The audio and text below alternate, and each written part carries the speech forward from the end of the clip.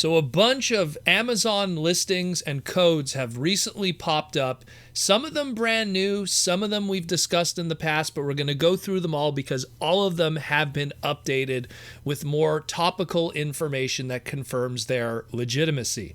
This information comes courtesy of JT Prime 17, an extremely reliable source when it comes to digging through UPC and EAN codes, whether it be Walmart, Toys R Us, or in this case, this is all Amazon listings. And a lot of these we've talked about in the past, but they came from other sources.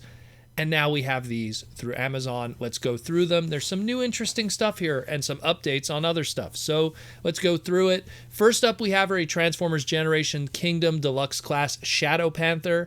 We've talked about this in the past. It's pretty clear that it's probably going to be a Cheetor repaint. I mean, it's a deluxe, so obviously any of the rumors that said, oh, maybe Shadow Panther will be a repaint of a future Tigatron mold. Tigatron is going to be a Voyager. We're going to talk about that in a moment.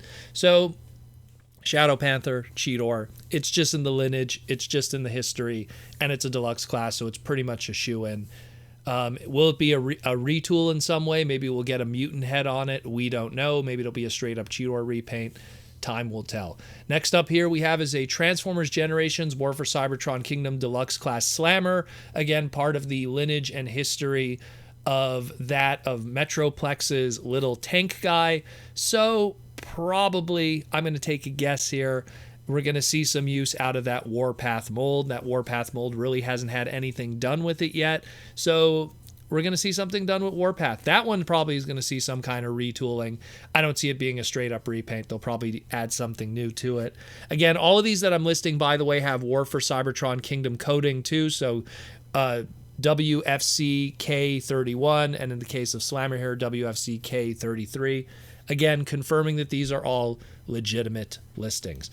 Next up here is one we've already seen what it looks like through the various leaks online from the unfortunate Vietnam factories. We have a War for Cybertron Generations Kingdom Deluxe Waspinator. No surprise there. All we know now is that, he's going to be part of the Kingdom line and not anything else. And he will be available at some point to pick up through Amazon, as well hopefully other areas.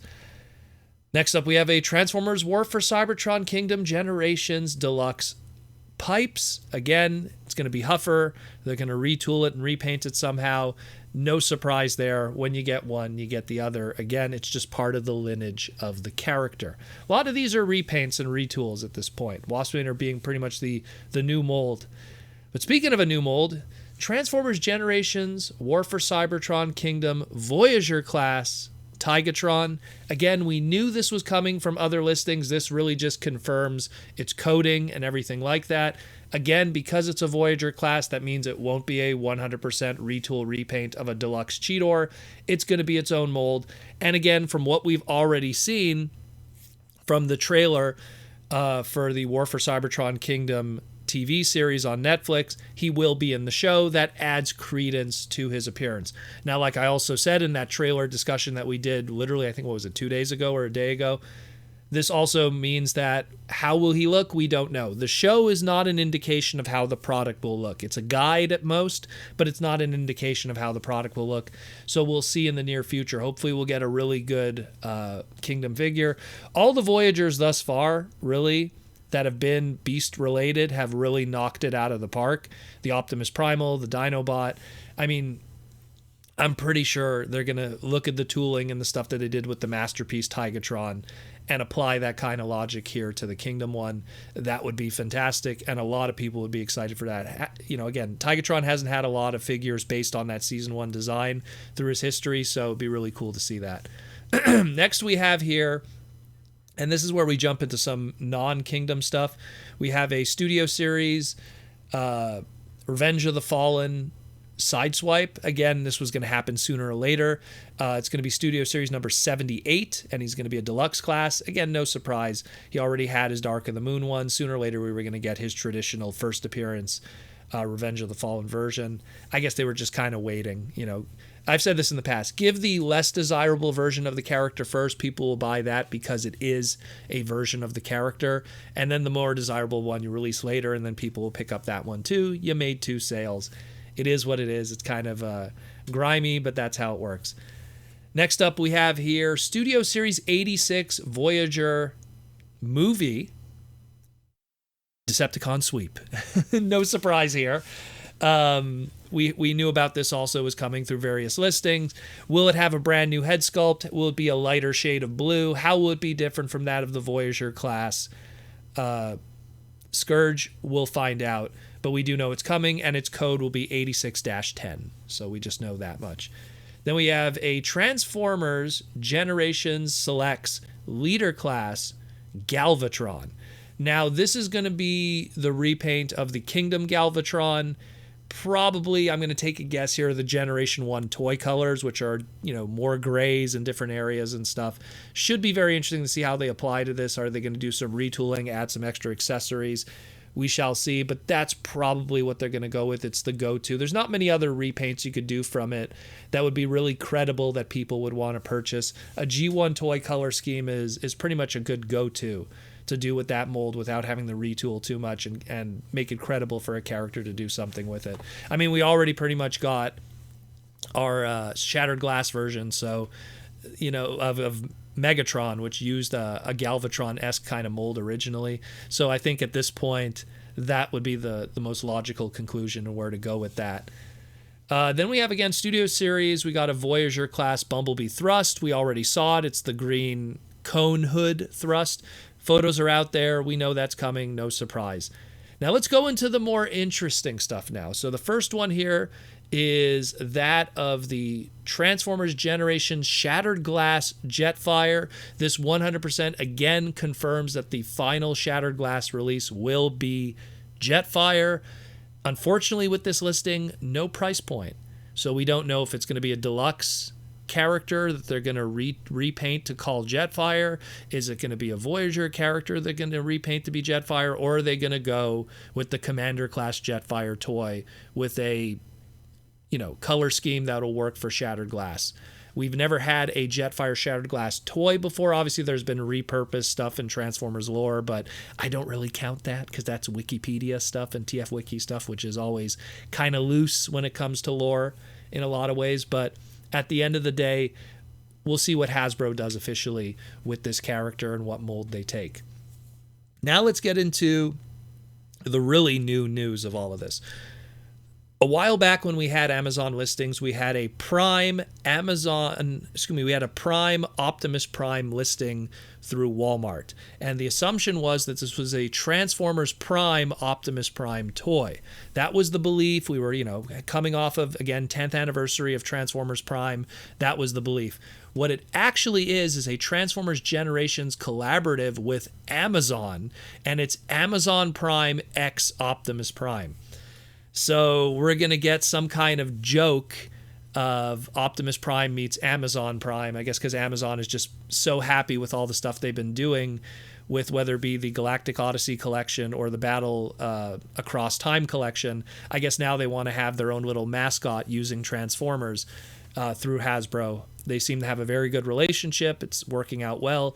And now we're going to have a collaborative with the evil, and I hopefully it should be an evil character, evil Amazon Prime, Optimus Prime crossover. We'll see what happens with that.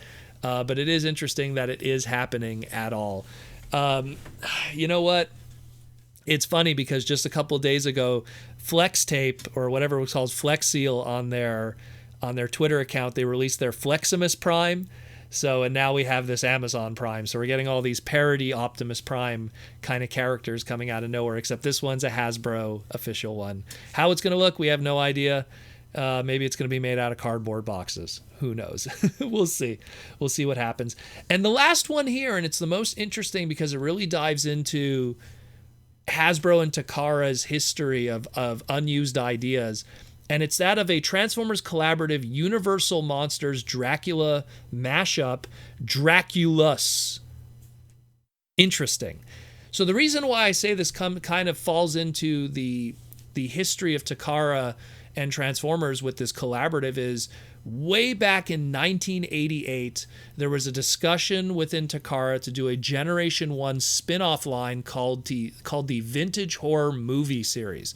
It obviously never got off the ground, but the plans were, and there was some design photos, full color ones that were in the Transformers Generation Guidebook, the deluxe edition, which showed off that this line was going to have Dracula, it was going to have the creature from the Black Lagoon, and it was going to have the Fly.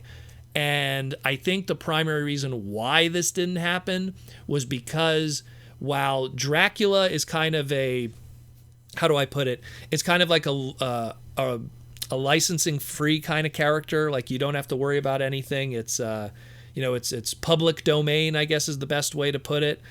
And so there's no real issue with that, with using Dracula. But the creature from the Black Lagoon, that's a Universal Studios character. And the Fly, which at the time in the 80s was this, movie and everything, that's 21st Century Fox. So to me, it's just going like, I think it just didn't happen because of the, even though it was a Japanese idea, in Japan, they're a lot more different when it comes to trademark and licensing. If this was something that they would also want to import here in America, which really was, kind of not happening because, there was exclusive stuff in the late 80s and early 90s of Takara Transformer product like Star Saber and all the Victory stuff. So I think it was just an idea that they put on the table. They showed some concepts and it didn't happen. And now they're revisiting it years later. And Universal Monsters, we got Dracula here. And I'm kind of curious how it's going to look. Are they, up to this point, these collaborative efforts have always been repaint/retools of pre-existing molds. They're not something that's made from the ground up. The only exception to that rule, and even then there's still kind of arguments going on, is that of the Maverick with the Top Gun crossover. And some people are saying, there's the DNA of the Seeker jets found in that. And that's why. And I'd have to talk to a designer that really knows what's going on. I don't want to take a side on that one because it's not so obvious. But I mean, the Amazon Optimus Prime, assuming that they also do something with that, with the collaborative, they could just take, I don't know, our 1 millionth repaint now of one of the many Optimus Prime molds that we got through Siege, Earthrise, or whatever. We'll see what they do with that. But with this one, it really makes me wonder, will they take one of the Titan Master molds? Are they going to go that far back and do something like that? Like, they could easily go, okay, maybe we'll go all the way back. We'll go to Mind Wipe. We'll retool that, and we could do that into Dracula. And then maybe the little Headmaster head could turn into a mini Dracula or something. I don't know. Or Vlad the Impaler, or what, different versions of Dracula's origin or history. Or maybe it'll turn into Alucard or something. Who knows? Either way, I just find it's fascinating because it's really part of Takara's history back in Generation 1's early days, and to revisit an idea that was shelved literally, like no joke, more than 25 years ago is really fascinating to me. So I'm really curious to see where they go with that one, and I wonder if they'll, dare I say, try to tackle the other ones, even though those are also a licensing nightmare. So we'll see what happens with that. But that's the last one I want to cover. I'm also going to post at the bottom that original concept art from the Transformers Generation Guidebook. I'll find a scan of it. And it's pretty cool. But let me know what you think about these. It's really interesting. Again, some of these we already knew. We've been discussing them for, dare I say, months now. But some of these are brand new info. So it's pretty cool to see that there's some fresh ideas still coming from the Transformer brand going into 2022.